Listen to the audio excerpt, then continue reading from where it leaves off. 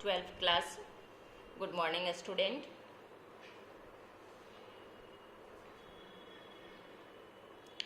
आज आप संकरण तथा चयन द्वारा प्रजनित कुछ रोग प्रतिरोधी किस्म के बारे में जानेंगे। यहाँ आपको एक तालिका बना करके हमने दर्शा दिया है, जिसमें फसल और उसके किस्म और उसके विशेष गुण को दर्शाए हैं। जैसे आपको सरसों, इसकी किस्म है पूसा स्वर्णिम, जिसको ना हम लोग देहात की भाषा में करण राई के नाम से जानते हैं। और जब संकरण की क्रिया अपनाई गई, आप पादप प्रजनन पढ़ रहे थे, तो हमको उन्नत किस्म को पैदा करना है, जिसमें विशेष प्रकार के रोग प्रतिरोधी क्षमता हो। तो इसमें जो सरसों का विशेष किस्म तैयार किया गया, उन्नत किस्म तैयार किया गया, उसका गुण है, सरसों जो है वह क्रूसीफेरी फैमिली का सदस्य है। आप 11th क्लास में क्रूसीफेरी फैमिली के बारे में पढ़े थे। तो उसमें श्वेत कीट, व्हाइट रस्ट नामक रोग होता है। इस रोग से लड़ने की क्षमता इसमें पाई जाती है। ये जो वेराइटी पैदा किया गया, किस्म पैदा किया गया। उसी प्रकार से दूसरा फसल है मिर्च, जिसका उन्नत किस्म पैदा किया गया पूसा सदाबहार, और इसमें चिली मोजाइक वायरस, इसके प्रति रोग प्रतिरोधी क्षमता इसमें पाई गई। आप टोबैको मोजाइक वायरस का नाम सुने होंगे, तंबाकू है ना, उसी प्रकार से ये चिली मोजाइक वायरस है। टोबैको मोजाइक वायरस भी, उसकी भी रोग प्रतिरोधी क्षमता। और एक पर्ण कुंचन, यानी कि पत्ती जो है वह मुड़ जाती है, कुंडलित हो जाती है, सिकुड़ जाती है। इस प्रकार की रोग प्रतिरोधी क्षमता पाई जाती है। ये विशेष गुण है। ये उन्नत नस्ल का गेहूं है हिमगिरी, उसमें भी रस्ट ऑफ वेट्स पत्ती का ये भी कीट रोग है, जिससे लड़ने की क्षमता इसमें पाई जाती है। लोबिया, ये आपको यहाँ हमने लिख दिया है काउपी, जानवर जो मटर वगैरह खाता है ना, उसी को लोबिया बोलते हैं। उसी के समान छिम्मी पाई जाती है, और चारा के रूप में ना इसका उपयोग भी किया जाता है। पहले इसको खाने के लिए भी ना खाद्य फसल के रूप में लोग व्यवहार करते थे, लेकिन अब तो उन्नत कृषि प्रणाली के द्वारा नई किस्म पैदा की गई, तो गेहूँ, मक्का, ये सब प्रचुर मात्रा में उत्पादन होता है। तो इन सारे फसलों का ना खाद्य पदार्थ के रूप में अब कम उपयोग होने लगा है। उसमें भी बैक्टीरियल रोग, ये है बैक्टीरियल ब्लाइट, ये रोग प्रतिरोधी क्षमता पाई जाती है, और उसका वेराइटी किस्म का नाम है पूसा कोमल। इसी प्रकार से फूलगोभी, इसमें नए नए किस्म पैदा किए गए हैं। पूसा सुब्रा, पूसा स्नोबॉल K1, इस प्रकार की नई उन्नत किस्म पैदा की गई है। और इसमें कुंचित अंगमारी, ये अंगमारी जो है ना आलू में होता है, उसी प्रकार से गोभी में भी होता है। ब्लैक रॉट, ये सब रोग प्रतिरोधी क्षमता उसमें पाई जाती है। यही इसके विशेष गुण हैं। तो ये आप पादप प्रजनन के बारे में पढ़े थे। उसी संकरण प्रक्रिया को अपना करके ये रोग प्रतिरोधी क्षमता वाले किस्म को पैदा किया गया है। इसके बाद आपको जानना है उत्परिवर्तित प्रजनन के बारे में, क्योंकि शुरू में ही आपको हमने बतलाया था कि आनुवांशिकी का भी इसमें उपयोग होता है। आनुवांशिकी रूप से उसको मॉडिफाइड कर दिया जाता है, यानी रूपांतरित कर दिया जाता है। तो इस प्रक्रिया में ना उसके जिन की जो आंतरिक संरचना है उसमें परिवर्तन आ जाता है, उसके व्यवस्था में परिवर्तन आ जाता है। तो और ये क्रिया कहलाती है उत्परिवर्तन। फसली पौधे में उत्परिवर्तन ये कृत्रिम रूप से उत्पन्न किया जा सकता है और इसके लिए कुछ म्यूटाजेन का प्रयोग किया जाता है। म्यूटेशन को उत्पन्न करने वाला ये म्यूटाजेन जो है 2 प्रकार का होता है। म्यूटेशन के बारे में ना आपको पिछले क्लास में भी बताए हैं, आप 10th में भी पढ़े हैं, 11th में भी पढ़े हैं। अगर किसी को दिक्कत होगी तो आप पूछेंगे।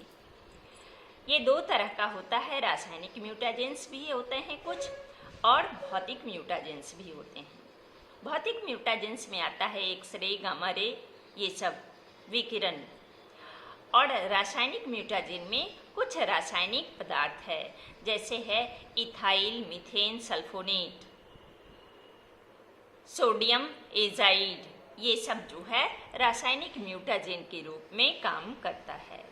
तो इसके प्रयोग के द्वारा भारतवर्ष में लगभग 200 से ज़्यादा रोग प्रतिरोधी किस्म उत्परिवर्तन प्रजनन विधि के द्वारा विकसित की गई है, जिसमें देखा गया है कि ये रोग प्रतिरोधी क्षमता गेहूं, जौ, मूंग, बीन्स बाजार में मिलता है ना, इन सभी फसलों में ये अत्यधिक रूप से रोग प्रतिरोधी क्षमता पैदा किया गया है म्यूटाजेन का प्रयोग करने के बाद।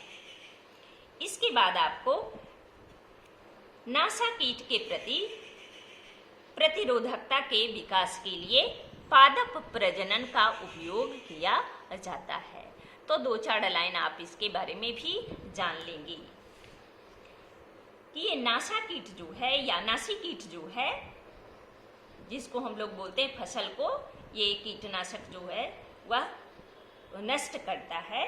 तो सूक्ष्म जीव के अतिरिक्त फसली पौधे को कीट और पीड़कों के द्वारा बहुत अधिक नुकसान होता है और कुछ फसली पौधों को कीट से बचने की ना आंतरिक क्षमता भी पाई जाती है।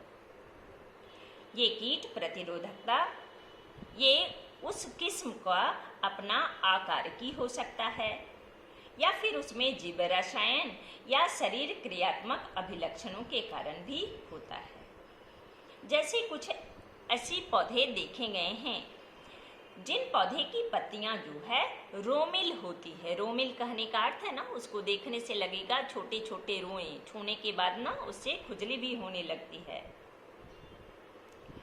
जैसे भिंडी वगैरह को छूने से आपको ऐसा महसूस होगा।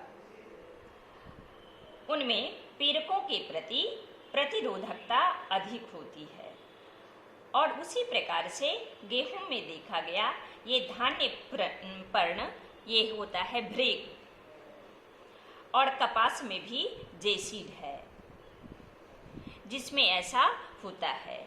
और पादप प्रजनन की विधि का उपयोग करके सरसों की पूषा गौरव किस्म ये एफिड प्रतिरोधी तैयार किया गया। फ्लैट बीन की किस्म पूषा सेम 2 और पूषा सेम 3 जैसीड, एफिड और फल भेदक के प्रति प्रतिरोधी क्षमता वाला पैदा किया गया। इसके बाद भिंडी की पूषा A4 और स्वामी किस्म ये सूट है ना, SHOOT सूट जिसको हम बोलते हैं ना, उसका जड़ का ऊपरी भाग तना, तथा फल भेदक के लिए ये प्रतिरोधी क्षमता वाला पैदा किया गया। ये है हमारा पादप प्रजनन विधि का उपयोग। इसके बाद पादप प्रजनन विधि यानी संकरण की प्रक्रिया के द्वारा ही मुख्य रूप से उन्नत खाद्य गुणवत्ता के लिए पादप प्रजनन का क्या उपयोग किया गया। तो जनसंख्या तेजी से बढ़ रही थी, लेकिन अन्न का उत्पादन जो है उतना दर से हो नहीं रहा था। तो देश के सामने एक सबसे बड़ी समस्या थी कुपोषण। उस कुपोषण को दूर करने के लिए यानी ऐसा फसल पैदा किया जाना चाहिए जिसमें पोषक तत्व भरपूर मात्रा में विद्यमान हो। प्रोटीन, विटामिन, लौह जिसको आयरन बोलती है, विटामिन ए, आयोडीन, जिंक, ये सब भरपूर मात्रा में, यानी जितना प्राकृतिक रूप से पैदा हो रहा था पारंपरिक रूप से, उससे अधिक होना चाहिए। तो पादप प्रजनन की विधि को अपना करके उन्नत खाद्य गुणवत्ता तैयार किया गया। उससे मानसिक शारीरिक विकास भी किया गया, और जब ये उन्नत नस्ल पैदा की गई, किस्म पैदा की गई, तो कुपोषण की समस्या का कुछ हद तक समाधान हो सका। इसके बाद एक क्वेश्चन पूछता है बार बार कि जैव पुष्टिकरण किसको कहते हैं? Bio fortification. तो आप इसकी परिभाषा को याद कर लेंगे। जन स्वास्थ्य का अर्थ हुआ ना कि लोगों के स्वास्थ्य को सुधारने के लिए, आबादी है ना, उसी को हम लिखें जन स्वास्थ्य को सुधारने के लिए।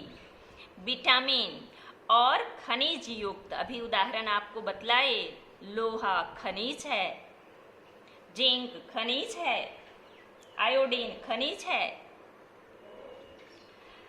और विटामिन ए मुख्य रूप से। तो विटामिन और खनिज युक्त उच्च प्रोटीन के अभाव से भी बचपन से ही क्वासी की ओर कर मारास्मस बीमारी हो जाती है।